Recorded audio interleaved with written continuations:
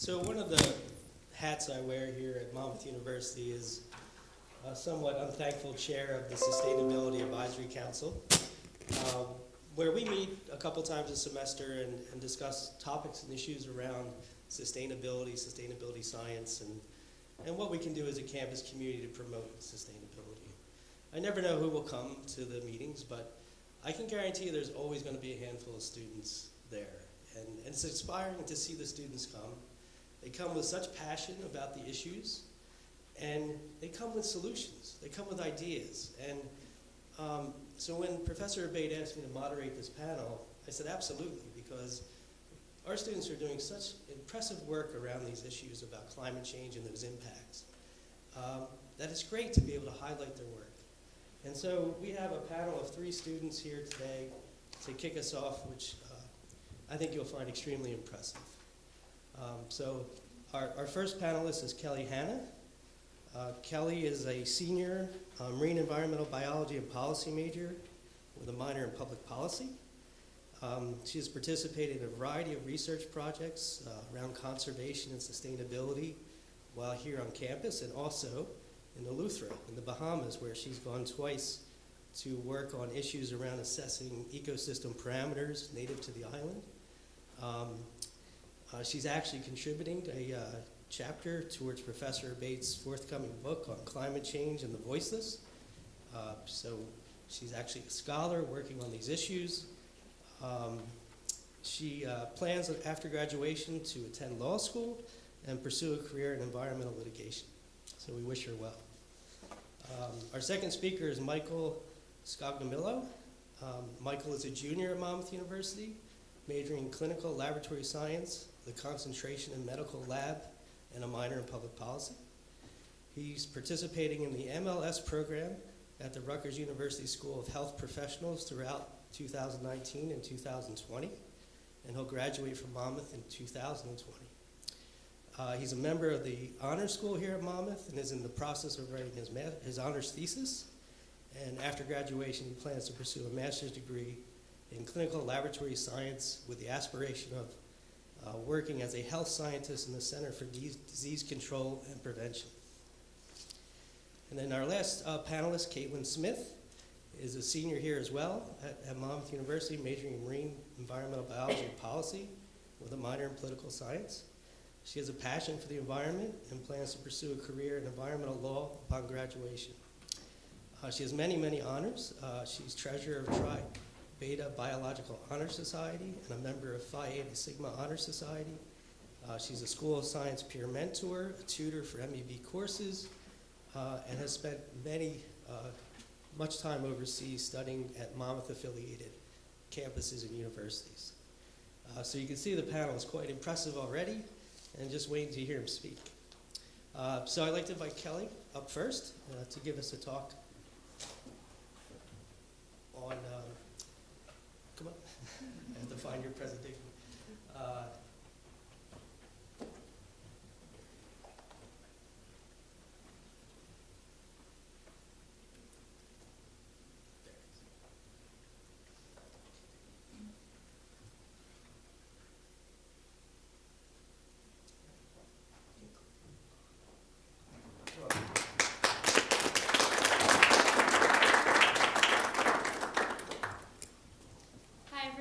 Thank you for coming. My name's Kelly Hanna, and I'm going to talk to you today about hog waste and hurricanes in North Carolina, concentrated animal feeding operations, or CAFOs for short, and the regulations that they need as climate change becomes more of a problem.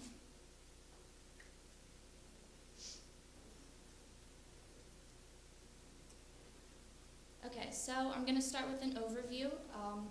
I'm going to explain to you what exactly makes a CAFO. So I'll go through the qualifications, the extent of CAFOs in North Carolina specifically, and the threats to water security. And then I'll move into the history of hurricanes in North Carolina. I'll talk about previous destruction compared to recent destruction, like Hurricane Florence. And then I will talk about the threat of increased hurricanes thanks to climate change. After that, I'll get into current regulations that deal with CAFOs and why they aren't sufficient. and then I will talk about some proposed regulations that I think could help us fix these problems. So, it's not, the slides aren't changing. Oh, there we go. Yeah, thanks. Okay, so a CAFO. Like I said earlier, it stands for Concentrated Animal Feeding Operations, and these definitely live up to their names. They house very large amounts of animals in very small, confined spaces. So chances are when you're buying any animal product at the grocery store, it's coming from one of these operations, as they provide 99% of animal products to Americans. So to get specific with numbers, a large CAFO houses either 2,500 hogs, 1,000 cattle, 700 dairy cows, or 125,000 chickens. These numbers are pretty crazy when you think about them.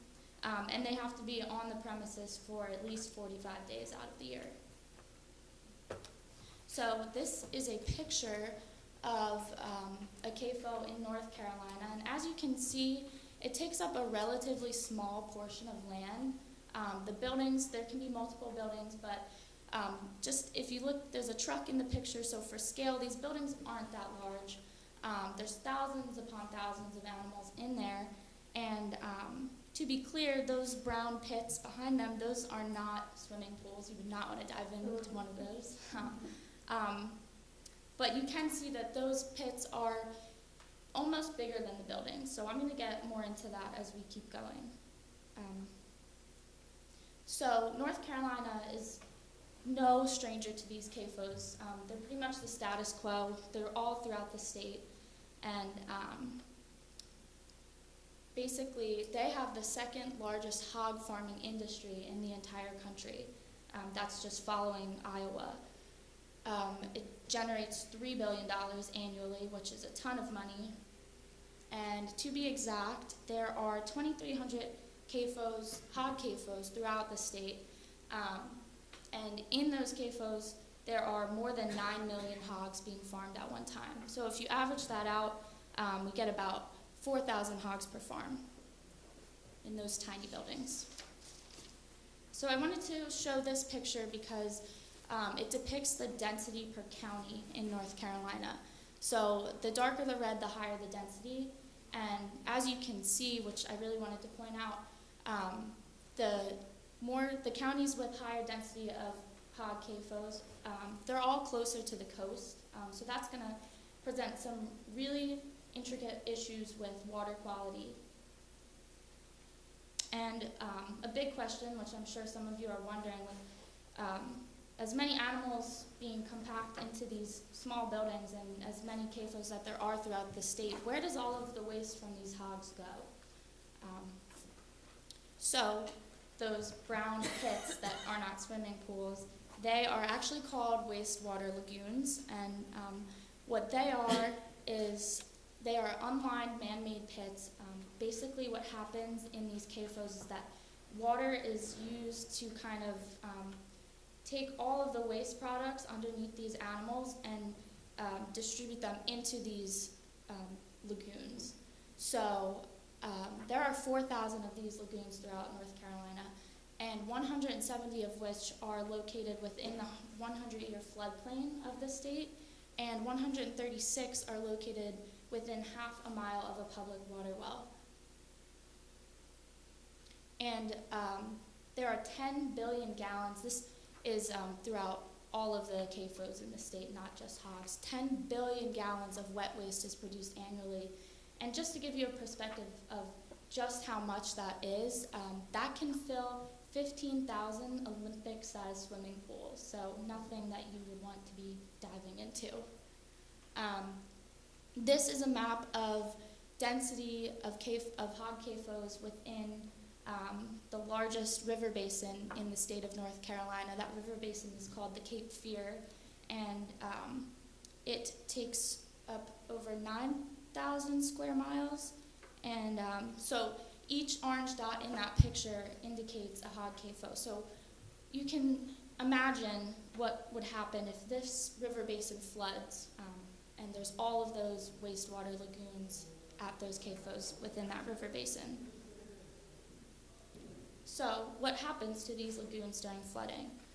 A couple things can happen during these flooding events. One is overtopping and the other is breaching. So overtopping can be compared to what might happen to your swimming pool during a heavy rainfall event when it exceeds capacity and the contents start to flood out into the surrounding area.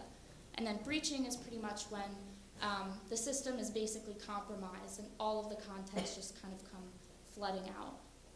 So, because this is lagoons filled with feces and urine, the contaminants and the compounds released when overtopping or breaching occurs includes huge amounts of ammonia, pathogens, hormones, antibiotics, sulfides, phosphorus, nitrogen, and more. So not only do these flooding events help these lagoons contaminate surface waters, they can leach into groundwater and contaminate drinking water. They can also cause eutrophication and fish kills, and even transmit infections and antibiotic resistance to anybody who might consume this water.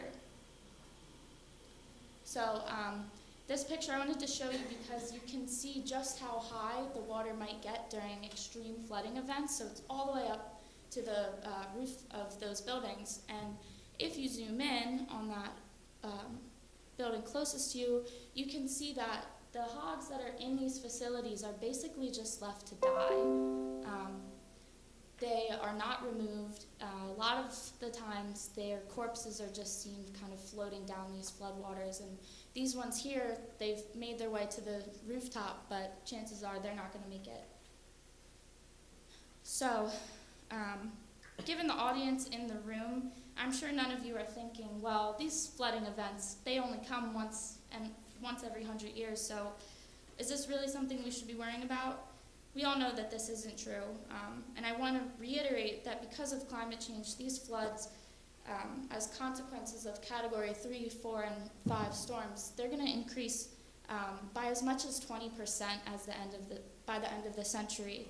So these threats to water security, they're really something that we need to start thinking about. And North Carolina specifically is staring them right in the face. Okay, I see there's a little bit of a formatting issue here, but I want to kind of talk about the history of hurricanes in North Carolina specifically. So that top part says from 1950 to 1979, there were 79 kind of major storms that hit the state, caused 37 casualties, and created $3 billion worth of damages. And $3 billion sounds like a lot because it is a lot of money, but when you look at the next time period from 1980 to 2017, you see that there's 120 storms that hit the state, 77 direct casualties, and $10 billion worth of damage. And again, that seems like a lot of money. But just last year, Hurricane Florence made landfall in the state, and it was an entirely new level of destruction. So it was a Category 4 hurricane, and the damage that it caused was at least $22 billion. I'm sure that price is still rising because the state is not back to where it was before that storm hit. The Cape Fear, that major river that I was talking about a few minutes ago, that was 25 feet above flood level. And because of this, there were 110 overtop lagoons in the state. You can see in this picture that beneath that floodwater, there were lagoons there, but because of that flooding, you can't even see them anymore. So this flooding event caused 2.2 million gallons of wastewater to be released from these lagoons and into the surrounding ecosystems. So the threat to water security is very, very significant. And this is North Carolina's coast after Hurricane Florence kind of settled down. And you can see the discoloration of the water kind of flowing into the Atlantic Ocean. Definitely not the color it should be, and it's not all hog waste, but it's definitely contained in that. So this is Florence from space. Thanks to climate change, Florence isn't going to be some once in 100-year storm. It's going to happen more often. Storms that ordinarily would kind of phase out and lose strength, they're going to continue to gain power and continue to wreak havoc on places like North Carolina and elsewhere. So we all know that the Earth is warming thanks to climate change, and with those warming temperatures comes a warming of surface waters, and as surface waters heat up, so does the rate of evaporation. And hurricanes primarily draw their energy from atmospheric moisture and surface water temperatures. So the warmer the surface water and the more atmospheric moisture that's present, the stronger these hurricanes are going to be. And another factor would be the weakened jet stream. So because global temperatures aren't as different in the North Pole and the equator as they used to be, the jet stream has become weakened, and that has allowed a change in blocking patterns. So these hurricanes are going to be able to persist for longer durations and reach places that they wouldn't have ordinarily reached. So now I'm going to talk about the existing regulatory framework for the regulation of CAFOs, and it's pretty minimal. So the Clean Water Act is the main governing force. There have also been some attempts to relocate CAFOs in the state of North Carolina, and the Clean Air Act is supposed to regulate CAFO emissions, but it hardly does so.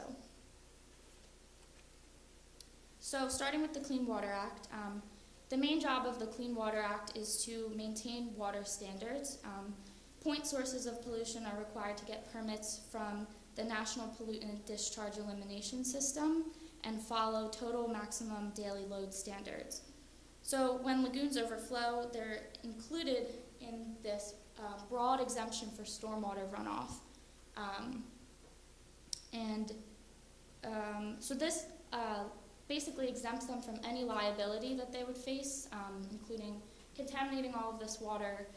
They're basically not held responsible whatsoever because of this exemption. And like I said, there is an initiative for a program that buys CAFOs and relocates them away from the floodplain, but this has seen little success. I think it's been 42 producers so far have moved inland, and 42 sounds like a great number, but when we think about 2,300 CAFOs throughout the state, 42 really is not that large. So next is the Clean Air Act. The job of the Clean Air Act is to establish enforcement plans that maintain national ambient air quality, but it regulates major sources of emissions only. And then CAFOs, they technically do fulfill the definition of a major stationary source, but the EPA has difficulty regulating them because industry pushback is so significant and actually makes an impact. Lobbyists do a very good job in pushing CAFO regulatory exemption. One example of this is the exemption from Title V. Title V requires sources to disclose each year if they have met the requirements of their permits, and if they haven't, how have they not done so. So a certain amount of secrecy is kind of enabled when these exemptions occur. So facilities also can implement strategies to kind of treat emissions from the CAFO lagoons before they exit the premises. And this includes putting covers on these lagoons and using biofilters to treat the emissions. So basically, combating air emissions through the Clean Air Act isn't necessarily equated to combating lagoons, because if you can treat the emissions and still have your lagoons present, then we're not really solving the problem that we need to solve. So now I want to talk about some proposed regulations. This includes nuisance cases, amending the Clean Water Act and that stormwater exemption, and also incentivizing some cleaner forms of waste disposal rather than lagoons. So with nuisance cases, there have been some thus far against CAFO corporations that have seen some success. so far, 2 major cases have been brought against one of the biggest hog CAFO corporations in the state. And there has been an instance where 500 plaintiffs actually have been awarded $473 million. And this wasn't a lagoon instance. This actually came from a spray field. So what spray fields are is when they treat the lagoons with some anaerobic bacteria and they spray that material over neighboring crop fields. And this can cause a ton of other health issues that I'm not going to get into today, but basically some nuisance cases have seen some success. And I think the most important thing about these nuisance cases is that they generate a lot of negative publicity for these CAFOs and the corporations that own them. And they also force these corporations to give monetary rewards to the plaintiffs. So I think the combination of those 2 things are going to motivate these CAFO corporations to kind of switch to an alternative waste disposal method. But this is going to have to accompany a bit of a change in the right to farm laws, especially in North Carolina, because those right to farm laws put some restrictions on possible plaintiffs in these nuisance cases. So basically, one of the requirements is that you can only file suit 1 year, within 1 year of the beginning of operation or within 1 year of a fundamental change. And this sets some limitations because most of these facilities have existed for a while, and a fundamental change doesn't include change in ownership or change in the type of animal that's being farmed. So if we can make these right to farm laws a little bit less favoring towards these CAFO corporations, then we might see some more nuisance cases and we might see some more victories. Also, kind of going hand in hand with this is the exemption of or eliminating the stormwater exemption in the Clean Water Act. So basically, if this were to happen, CAFOs could be held liable to damage comparable to the way that municipalities are held liable in sewage backup cases. So in these instances, the government entity responsible for maintaining sewage lines are held responsible usually for negligent behavior, especially they try and say that maybe the sewage failed because it was some act of God, but usually they are found negligible and they have to kind of fix their maintenance strategies and repay those people who suffered some damage. So this could achieve some of the same nuisance claim success where these CAFOs are held in much higher responsibility for the damage that occurs after flooding events and the people that they affect. In this case, it would be anybody affected by the kind of dispersal of these floodwaters. So, like the nuisance cases, this might inspire them to turn to a more clean and green way of disposing their animal waste. And that way that I wanted to talk about would be anaerobic digestion. So I think that the state government should start by incentivizing the use of anaerobic digestion, or AD for short. And they could do this with tax credits or any way that would kind of use a monetary gain to inspire these CAFO corporations. So the image kind of depicts it pretty simply. Livestock waste goes into this digester, and all air and oxygen is removed, and there's kind of a microbial process in which 2 products are made. The first one is digestate, which can, it's a solid product. It can be used as a fertilizer or livestock bedding, and it's not harmful whatsoever.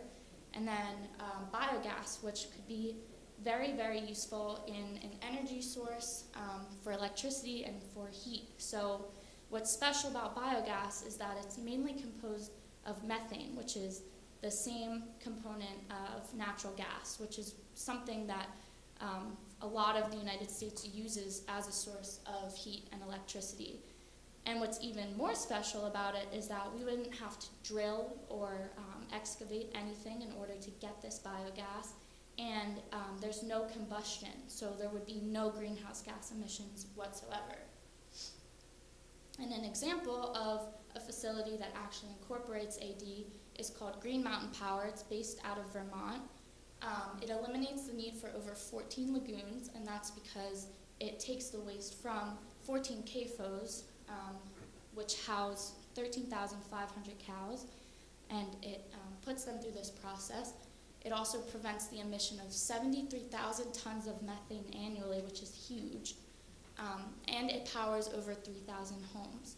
So it's really setting the precedent kind of for future facilities that may implement these same things. And because it prevents the emission of methane, it's also a good tool to combat climate change in and of itself. So we kind of come full circle. And actually, I was just reading an article the other day about the Smithfield farms, which they were being sued in those nuisance cases that I was talking about, and they actually plan to have 90% of their facilities implementing AD, I think, by 2050. So that would be really awesome if that could happen. And that is all. Thank you for coming. I hope that you, if you haven't already, you think a little bit more about what you're eating. Thank you.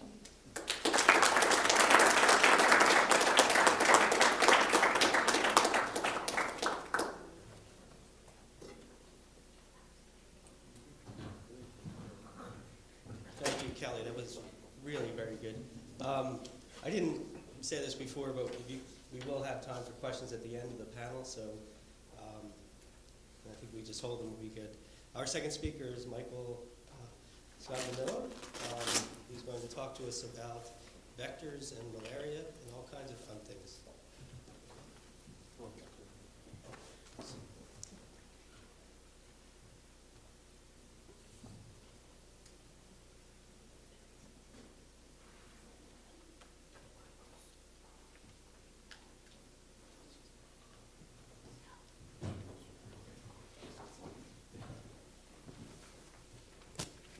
Hello, everyone, and thank you for coming.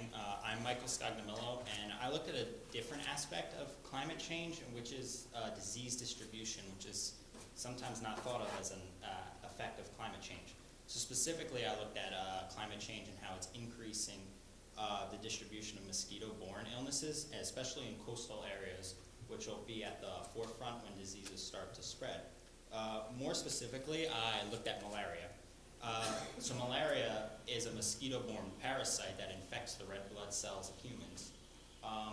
It is caused by what is known as a plasmodium parasite, and there are 4 different species that cause malaria, the disease malaria.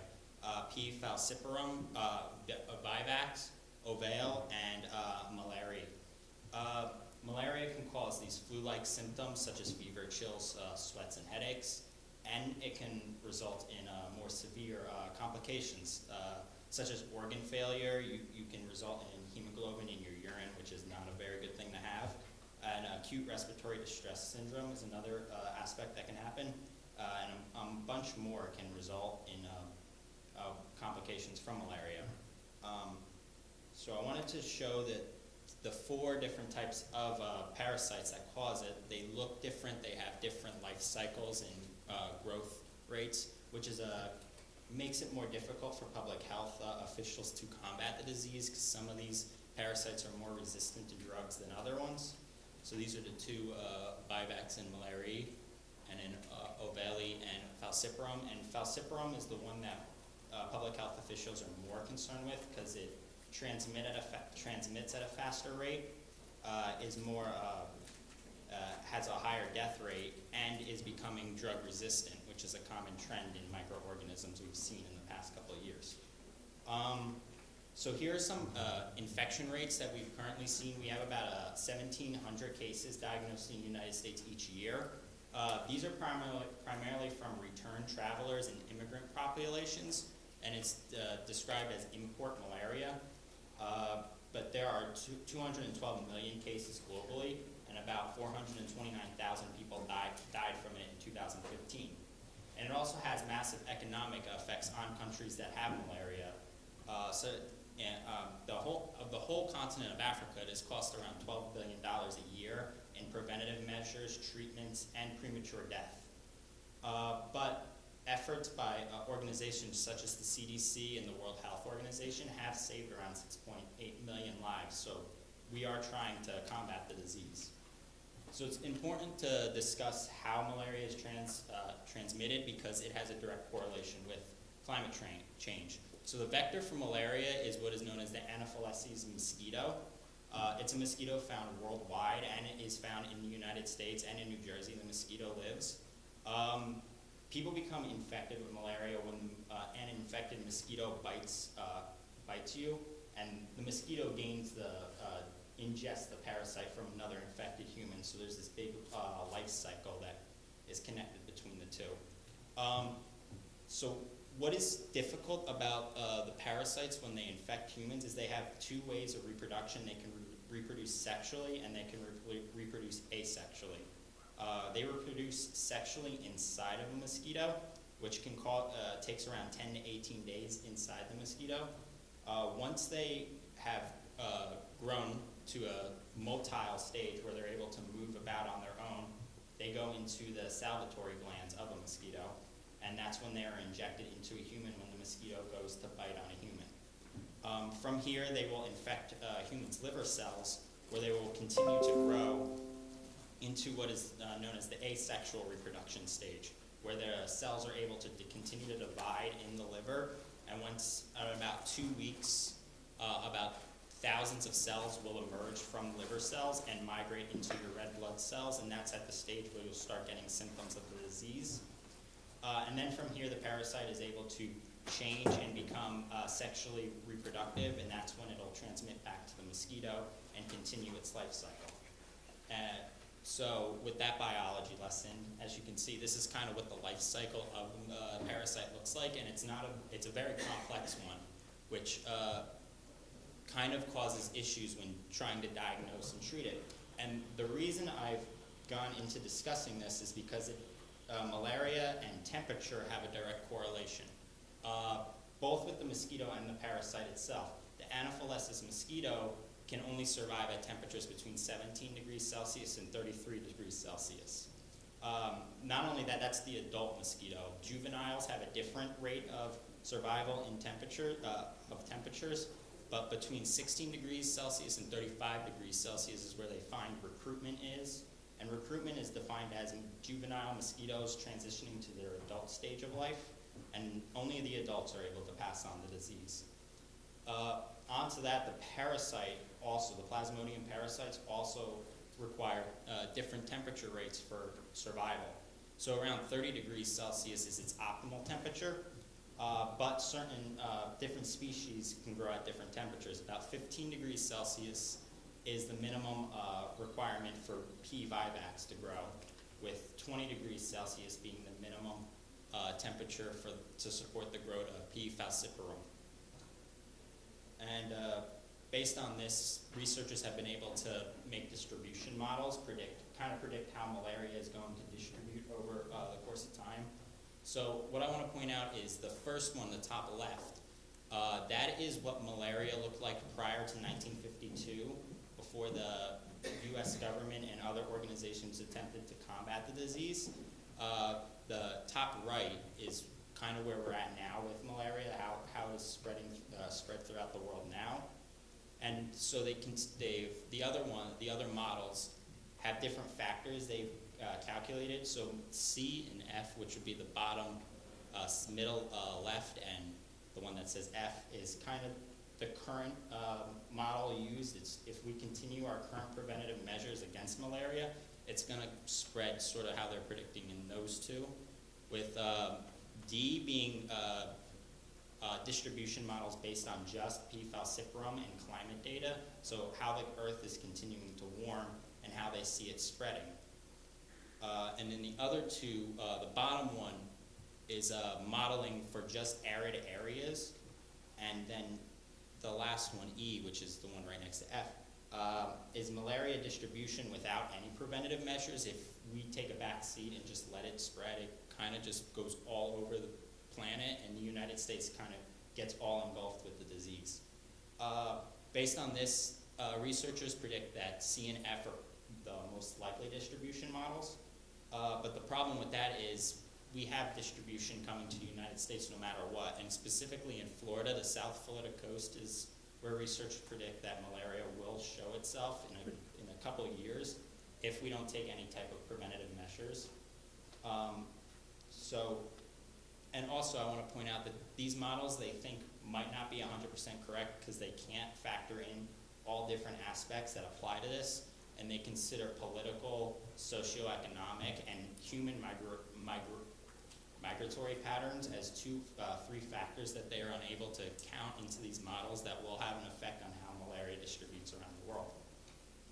So this connects with climate change because as we've seen, the surface temperature of the planet has been changing over time. And we see that around the Industrial Revolution where humans start becoming dependent on fossil fuels, that's where you start seeing surface temperatures start increasing.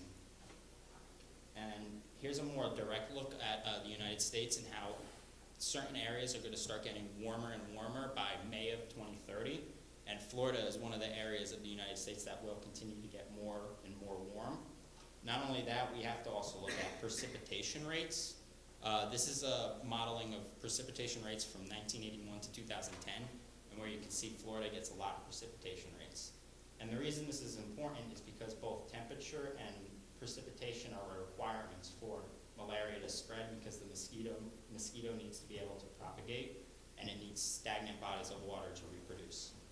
So what actually can be done that help this? Researchers say the best method to halt the spread of mosquito-borne illnesses is to cut back on emissions entirely to halt the warming of the planet. Otherwise, you're never going to prevent these diseases from coming to areas where they don't normally exist. But as we know, that's very unlikely to happen in our current political setup. So there are some efforts that can be taken to stop the spread of disease when it shows up. So one thing is deforestation and dam production. When you cut down forests or build up dams, you can have the ability to create wetlands and marshlands, which are environments where the mosquitoes that spread malaria thrive in. Specifically, dams can hold bodies of water, and if bodies of water can't flow, they become breeding grounds for the mosquitoes. Another aspect that they want is water purification systems and chlorinating pools. If pools are left, a lot of people have a tendency to just kind of leave their pools once they don't use them, and that can become a breeding ground for mosquitoes. And other bodies of water from just rain or runoff become stagnant, and mosquitoes are able to grow there. So efforts to chlorinate or purify these water areas need to be taken. Also, improvement on public health services in the United States insurance coverage for low-income and minority communities, because this goes back to the idea of the import malaria. Organizations like the CDC predict that when malaria comes to the United States, it's going to be seen in immigrant and minority communities first, because that's how it's going to transmit to the United States. So the disease is able to spread at a faster rate if people aren't able to get the treatment necessary. So they predict countries like the United States who doesn't have healthcare systems that are like nationalized, where people don't have insurance, they won't get treatment, so the disease will be able to spread at a much faster rate. Another thing that they want to do is provide chemoprophylaxis and other medical preventative measures to people in high-risk areas. Now, this isn't a guarantee to prevent the spread of the disease, but it's a way to improve people's chances of surviving the disease and not having symptoms as severe as otherwise. And finally, it's vector control is probably the most important aspect of this, and that's what we currently do now. Controlling the mosquito populations is our best way at preventing the spread of malaria, and that's the use of pesticides and mosquito repellents. However, the problem with that is organizations like to use DDT as a pesticide against anaphylaxis, and DDT is currently illegal in the United States because it's very toxic to the environment and to humans, and it is a carcinogen. So development of safer pesticides is necessary. And that goes back to how we kind of combated malaria earlier. What is an unknown fact is malaria did exist in the United States prior to 1952, and we took steps to combat it. And one of those steps was the government went into people's homes and sprayed down walls with DDT, and that killed off the mosquito populations and eventually eradicated the disease in the United States. That is not a possibility anymore. People won't want the government going into their houses and spraying carcinogenic chemicals to prevent disease. So so research in that area is a must. And this is like these are just some few methods that can be done to prevent it.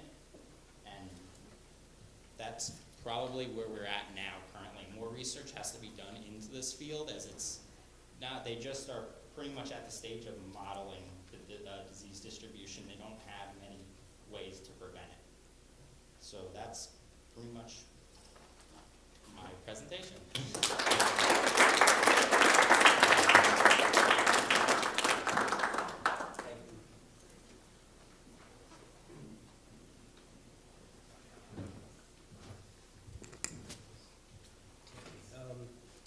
I once had to get malaria to go to Africa on a business trip. It is no fun.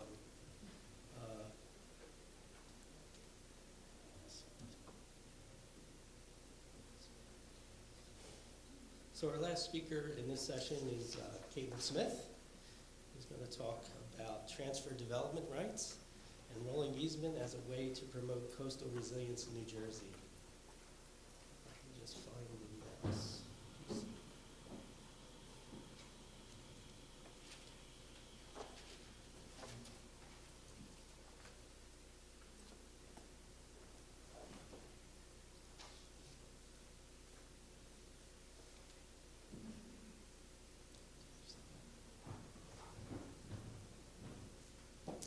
Hi, my name is Kaitlyn Smith, and I will be presenting Hard Structures Are Hardly Helping, How Transfer of Development Rights coupled with a rolling easement can create a resilient coast in New Jersey. So first I'll be talking a little bit about climate change and its impacts to coastal communities in regards to sea level rise, as well as beach stabilization, coastal squeeze, and beach nourishment. Second, I will be moving into the existing legal framework that's in place to address these issues. And lastly, I'll be talking about a proposed solution to this problem, which is implementing a rolling easement with a transfer development rights program. So,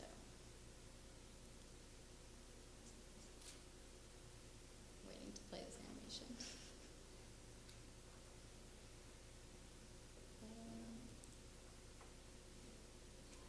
Okay, it's not gonna work, but that's okay.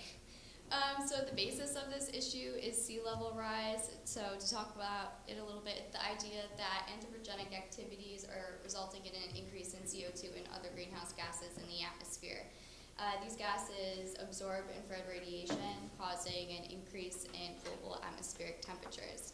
And this causes a cascade of issues, including ice melt in Antarctica and Greenland, causing more volume in the oceans, as well as thermal expansion. And the additive effects of both of these issues are resulting not only in a rise in sea level, but an acceleration in sea level rise over the past 25 years. And it has been documented that sea level rise is happening at a faster rate along the Atlantic East Coast compared to anywhere else in the nation. So why is sea level rise an issue? In New Jersey alone, $45 billion is generated from the tourist industry, which contributes a great amount to New Jersey's state GDP. Along with that comes a great amount of homes and development, commercial development along the coast, which will be impacted by sea level rise and increased frequency and severity of coastal storms. In the table at the bottom, you can see this is just an estimate of the millions of dollars that will be lost in property values if sea level were to rise only a foot or 3 feet by 2060. Additionally, we are not the only ones that will be affected by sea level rise in the future. Wildlife is also at stake here.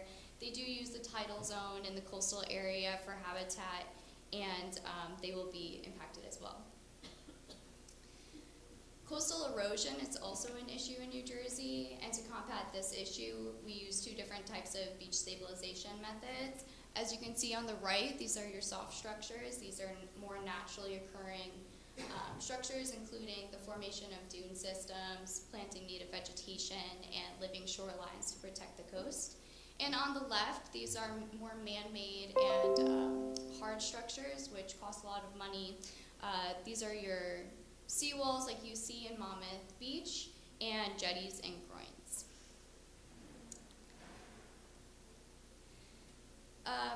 So some of the hard structures in coastal development, we run into some issues again with habitat loss.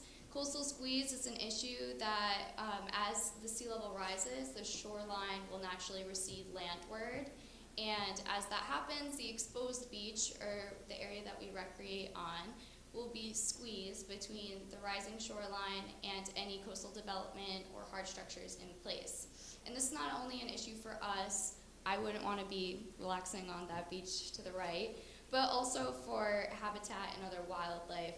Naturally, as you can see in this picture, if our coastal development wasn't there, salt marsh and other land and habitat would naturally recede inland, and we're preventing that from happening.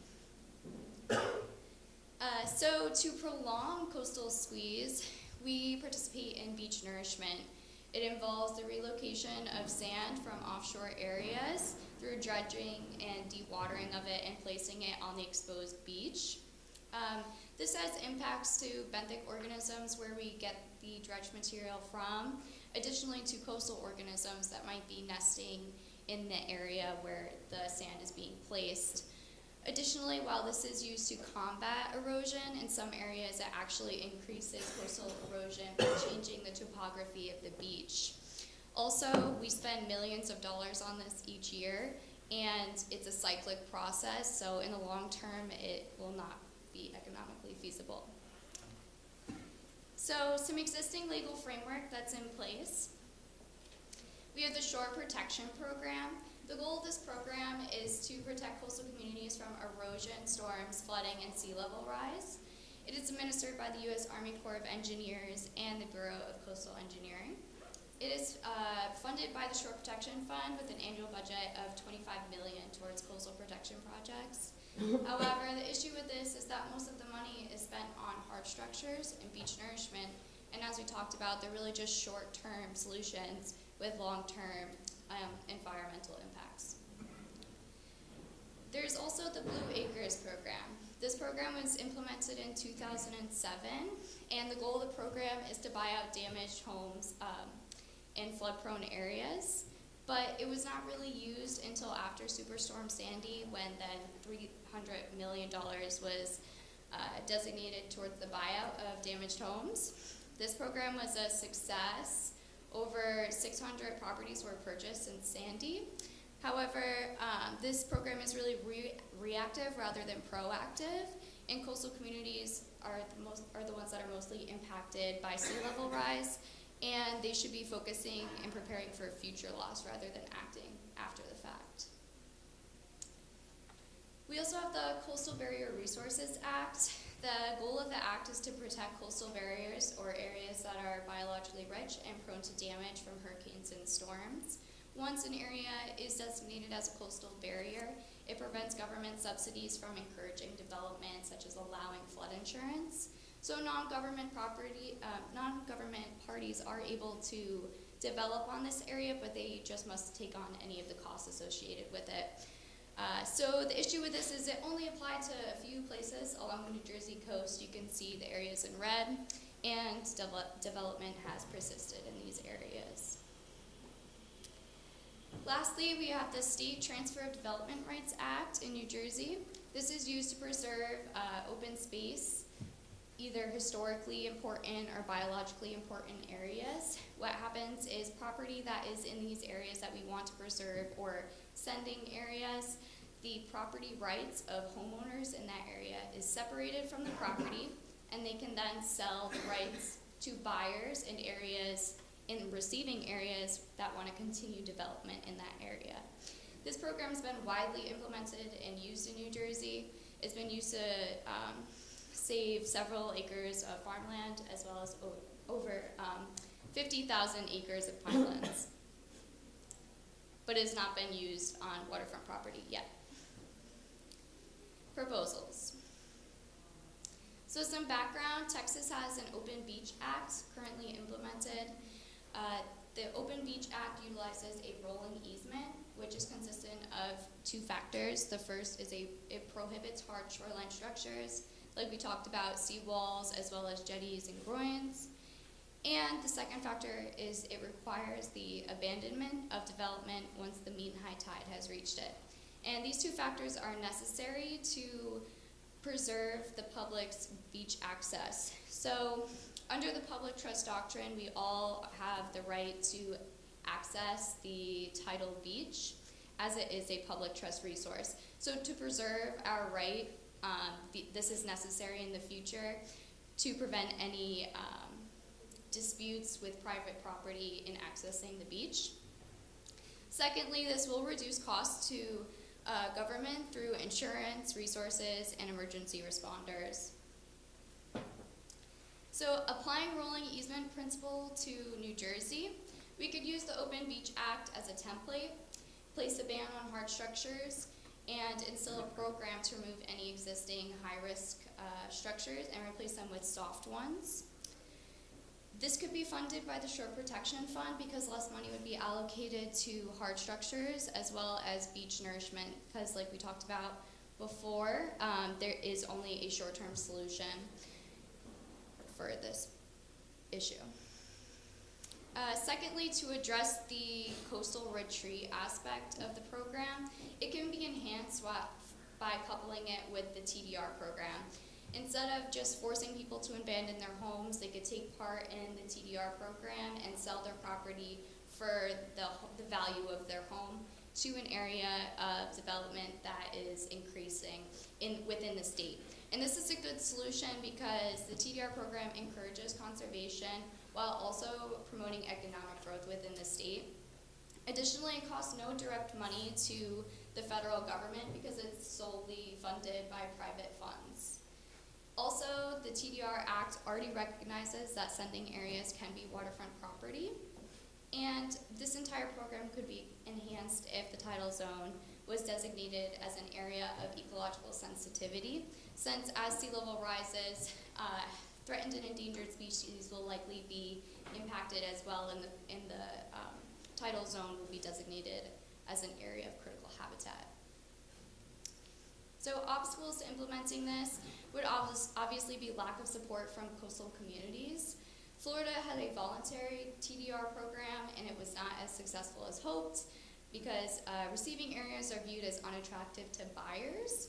Additionally, this program could not act as its own entity. It would be one set of many moving parts and would have to consider the complexity of overlying zoning and regulatory frameworks already in place in New Jersey. However, to make the program more attractive to property owners, the TDR framework is already established in New Jersey, so it wouldn't be that difficult to implement it to waterfront property. Additionally, we would not ask entire communities to get up and abandon their property. Instead, it would be based on an eligibility level of risk to climate change, based on elevation, flood frequency, distance from the shoreline, and areas of critical habitat as well. Traditionally, the TDR program success has been based on the number of acres preserved.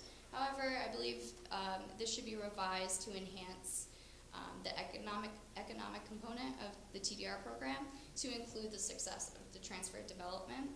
Additionally, a gradual process of retreat is in the public interest for safer long-term investments, and if this program were to be successful in New Jersey, it could be easily used as a template for other coastal states and to better prepare our nation for climate change in the future.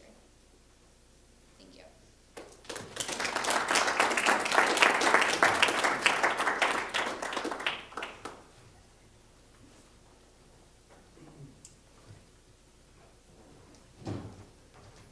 Thank you, Kaitlyn. I'd like to invite all the panelists to come up, and we have some time for some questions from the audience.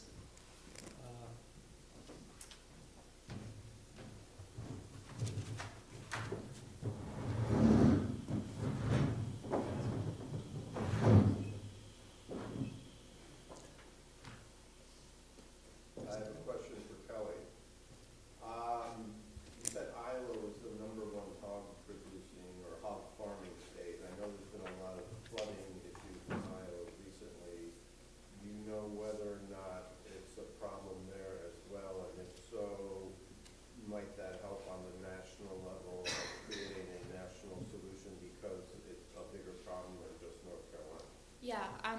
I'm sure that they have kind of considered their own regulatory implementations, and I think that because this issue goes beyond just one state, it definitely could inspire some more federal action. That would be awesome. I focused on North Carolina just because of how close it was to the coast, but I think that both of the states combined with their issues could definitely inspire federal action, and that'd be great. Well, first, you guys are amazing. It was fabulous, just great. So I have a short question to each, okay? So first one, Kelly. So Kelly, you didn't say anything about consumer action, you know, like boycott the pork, you know? I mean, if you remember the great boycott, you know, in California way back when, that was because of bad labor practices. But it totally changed the game, you know, it was a nationwide movement. So, yeah, sorry, shall I ask the other question? Okay, all right. I think that's a great point. I had a length limitation to my paper, and I think I could talk for days about all of the issues involved with animal welfare and the emissions and kind of just everything about CAFOs. And I think that boycotting them would definitely be a great option, but based on what a huge market it is and how much money it generates annually, it doesn't seem like people are super willing to give up meat in order to protect the environment. And I think that as we become more educated about consuming meat and the effects that it kind of generates towards climate change, there's been a slight movement to kind of turn towards vegetarianism or veganism, but not big enough to make a huge impact. Thanks so much. Michael, that was great too, and this is such a big growing area of concern, you know, public health as it relates to climate change. So on that one, do you see like a syndrome of public health issues that could become very visible to the public, you know, and could really help motivate the public around the climate change issues? Everybody's afraid of malaria. Yeah. And they're afraid of other things. Yeah. I could definitely see people being more motivated, but my issue is I don't know if people fully see the connection, at least at this point, the connection between climate change and the spread of disease. That's part of the reason why I chose malaria, because people are scared of malaria. It's the one, when you're traveling to countries with it, they always warn you about. But I would hope that the threat of getting a disease because of our actions would propel people to do something about it. Thank you. And finally, Kaitlyn, hey, what about the role of insurance companies? I mean, they're writing off the beach already. Right. They're writing off those properties, not just in the U.S., but around the world. So can they be an ally? Can they be a motivator? Can they, you know, be a catalyst?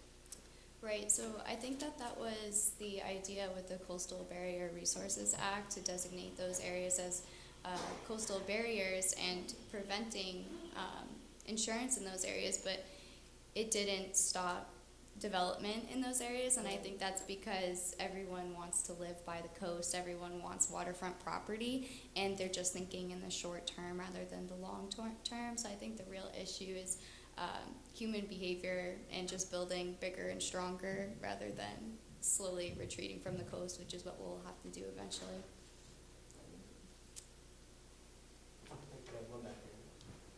Hi, I'm Keith Rizzardi. I'll be talking about all three of you tomorrow. You all did a great job. You gave me some stuff from my presentation.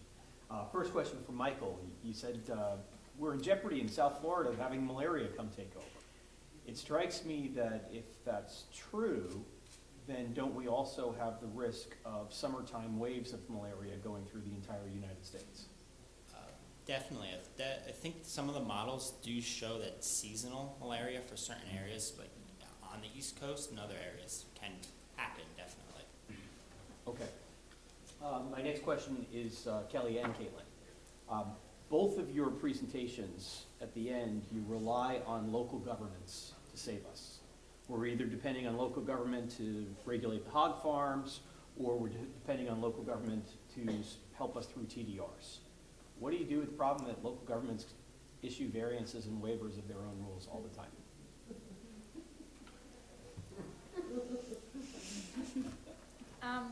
Personally, I think that to address the CAFO issue, I would love for it to be some federal action. But I chose to start at the state level just because I think we have to build up from somewhere. And if they're not willing to kind of comply and take action, then how are we going to expect the federal government to really make it a priority? Yeah, I agree with Kelly. I did the same. I focused on state governance first because I feel like if the federal government sees that this is something that we care about, New Jersey is one of the most densely populated states. If we were to enact this in New Jersey, I feel like it could create waves to surrounding states, and then the federal government would notice it, and then we could get some real action. Yeah. My question is for Michael. I know nothing about malaria, so I learned more in your presentation than I've learned in my entire life about malaria. And with each slide, I probably missed a ton because I was thinking about what you had just finished saying. But is there any research on a vaccine for malaria? Is there any potential for that? That's actually a great question. I'm not 100%. I'm sure that they have been researching it, but I don't know. The Gates Foundation is funding research into malaria. Okay. Can you repeat the answer? The Gates Foundation? The Bill and Melinda Gates. Oh, the Gates. Oh, sorry. The Gates Foundation is funding research into a malaria vaccine. Thank you. They're not getting very far, though. John? Great presentation. I found a very core central theme. Writ large, our 2050, 2100 projections for climate change seems you might be suggesting that our current system of federalism, our system of government, may not work. If some of the issues you addressed are state rights issues, that the states have sovereignty, and the federal government has little jurisdiction. So you can't just say it's a federal responsibility. You would have municipal, local towns doing the same. Did you consider the overarching federalism governance piece? To say we want the federal government to do things, but sometimes they may be expressly prohibited from doing that. I think that's a good point to bring up, and I think that that's why I chose to kind of focus on the state level first, because honestly, I don't know how much correlation there is between like a relocation program in North Carolina and if the federal government could do something like that within the state as well. So I think it takes some more research, and there's plenty of it that can be done for sure.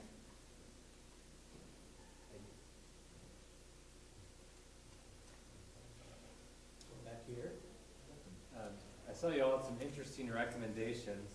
In my experience, students come up with really good ideas because the older you get, the more set you are in your ways and the less creative you are. So I wonder if any of you have any plans to take the research you've done and show it to policymakers or write letters or do anything like that to inform people about some of your ideas, besides all of us. I mean, I do not currently have any plans to do that, although I would definitely do that if I knew how. But I am pursuing law school after this, so I hope to make some impact in the future that way. Well, I don't have anything directly based on this, but I do want to, in my career, I do want to go into disease prevention, which I assume I can play a role in, specifically malaria, if possible. And I'm also pursuing law school, so hopefully we'll be able to kind of make an impact that way. We should talk. So,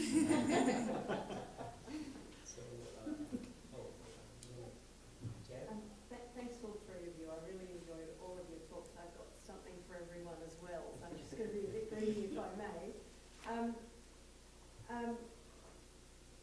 To start off, and so I've got a question sort of comments for the two of you. To start with Kelly, in your list of suggestions, and I understand the curse of a word limit, but in your list of suggestions, did you think at all about actually making more of the adaptation, the climate adaptation mitigation interface, and actually seeing this as another economic opportunity for putting a price on carbon in the US? Because in Australia, in that brief moment when we actually had a price on carbon before we started paying polluters to stop polluting, we actually saw pig farms actually voluntarily reducing emissions because it made economic sense for them to do so.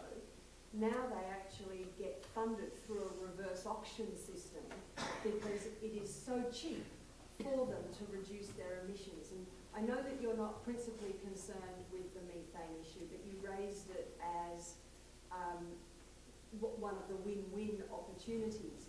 But it could actually be the vehicle through which you actually drive change in the whole pond management practice.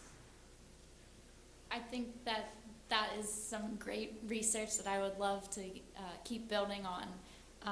But I think that definitely if these corporations started implementing the AD and kind of selling that biogas, like they would realize what an economic benefit it is to them, because they get to still sell their product, but then also become part of a main driver of like our energy in the whole country. So I think that if they could understand that making an investment in anaerobic digestion and kind of dealing with that payment, that they will actually benefit in the long run, it could definitely be a very powerful tool for change. I think that like Kaitlyn kind of said, that the short-term benefits with these big corporations definitely outweigh the long-term ones. So in Australia, they're using the methane to actually heat the farms and to power the farms. So it's an actual, it actually saves them energy costs as well. Yeah, so, that would be real great. win-win there. And Michael, I've also had malaria. I lived in the Solomon Islands for a year and a half. So I think it would be really helpful to look at some of the strategies that countries that are malarial already use. But what struck me was, apart from aerosol, pesticides and so on, there are lots of just behavioural practices that can be used, things like sleeping nets and so on. But the other thing, and I know that your interest is in disease prevention, but if you feel unwell in the Solomons, there are clinics almost on every street corner, and they're all free, and you just go down. Within half an hour, you have a diagnosis. And they just give you the medication.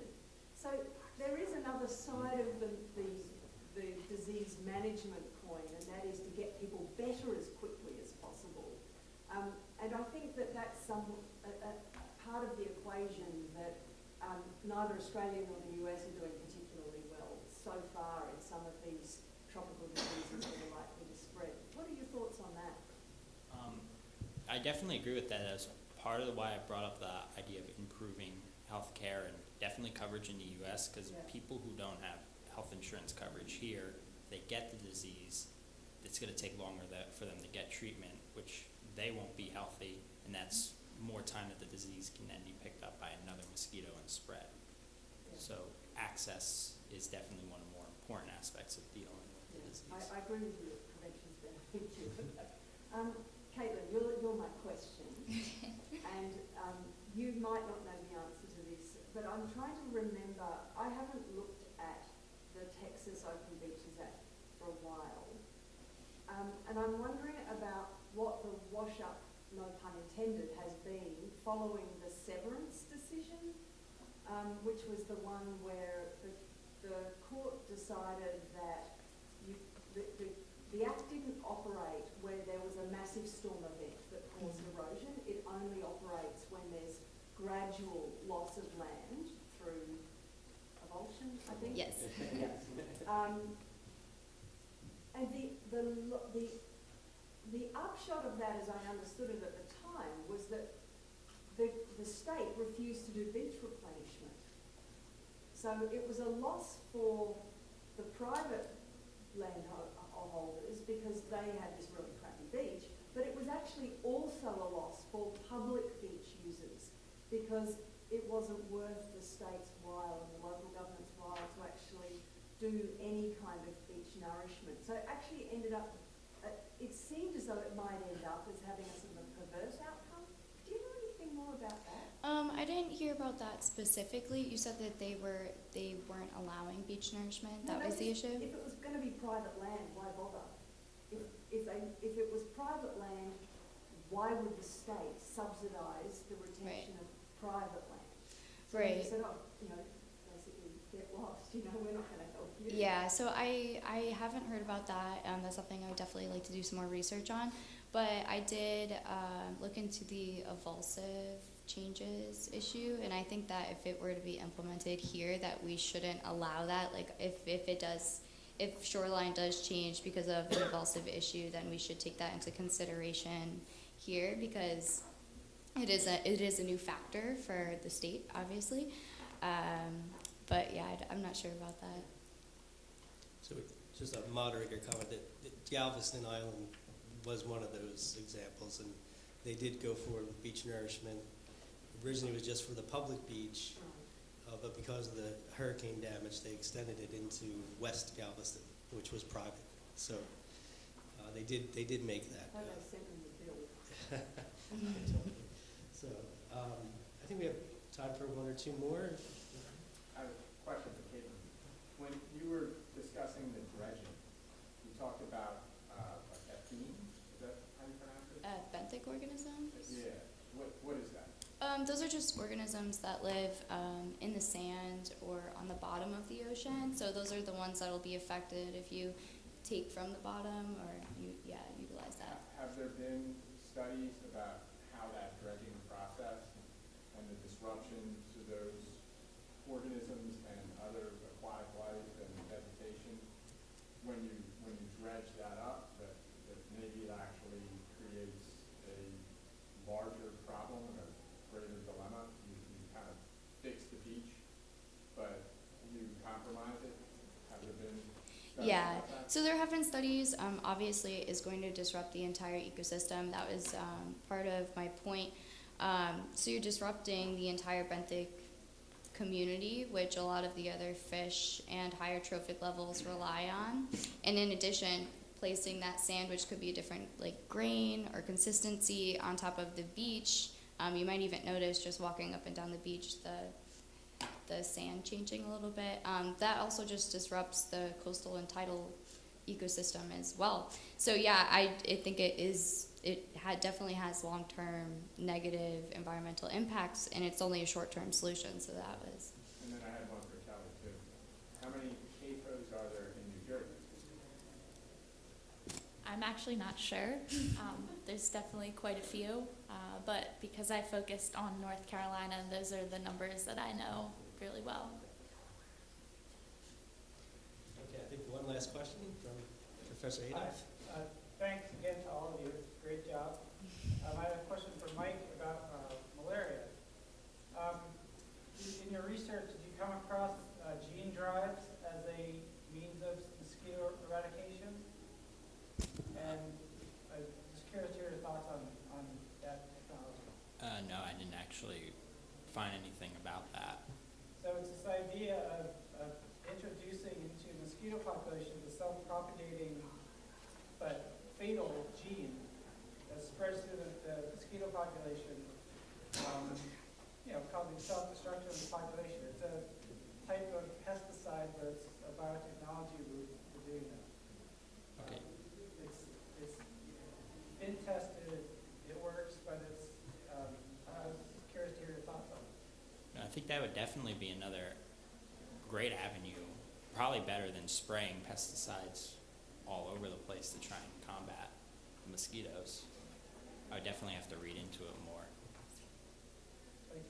I just have a quick question. I wonder if you, all of you, when you talk to your fellow students about the work you're doing, do they tend to be skeptical? Do they tend to be changed by that? What reaction you get from the students that you talk to about the work that you're doing?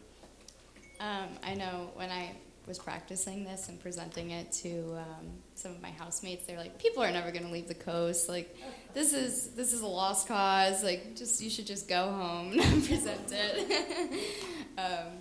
But they do understand, like, the ideas and the concepts behind it. But like I said, one of the main issues is human behavior and our stubbornness to not leave the coast. So. The reaction I got when I practiced in front of my peers is, I don't understand the science part behind it, but it's scary that that can happen. Is pretty much the reaction I got out of most people. Yeah, for me, most people are like, I'm never giving up meat, so, Oh, really? yeah. I'm surprised, after all those pictures. I know. Eating part. As upsetting as it is, I think it's just become such a staple in people's lives that thinking about kind of switching to a diet without it is a little bit unheard of. Well, please join me in thanking all the panelists. Wonderful panelists.